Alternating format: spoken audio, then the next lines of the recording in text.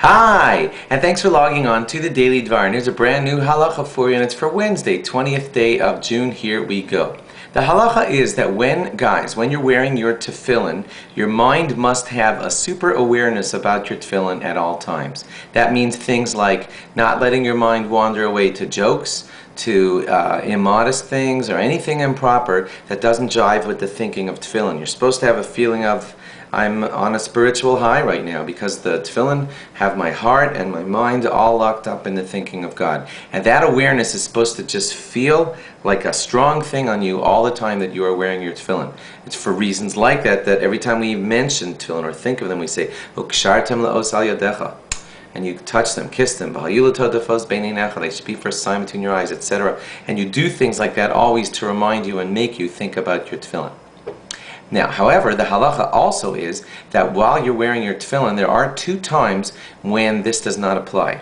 And that's not because we got lax with our tefillin, but quite the contrary. At these two times that I'm about to mention, your mind is supposed to be so involved in the holiness that these two things present, that you are allowed to actually let your mind drift away from the awareness of tefillin into the awareness of the holiness of these things. And that is, first of all, Shemona Esrei.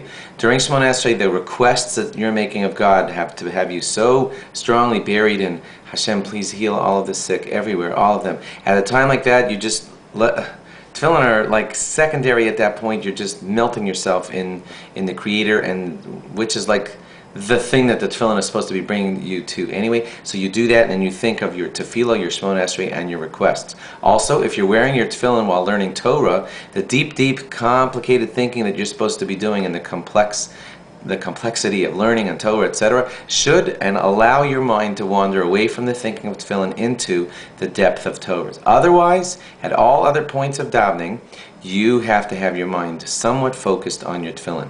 Now, don't think that that means that Shema, which is a biblical command, is considered less important. And I only said this about Shemona Esrei. That's because at Shemona Esrei you're making requests. During the requests, you lose yourself in the presence of God. But for Shema, you're actually mentioning your tefillin during Shema, and you're talking to the Creator more in terms of accepting the yoke of heaven upon yourself and things like that. So for that kind of time, the awareness of tefillin is appropriate and should be not let go, only during Shemona Esrei and the learning of Torah.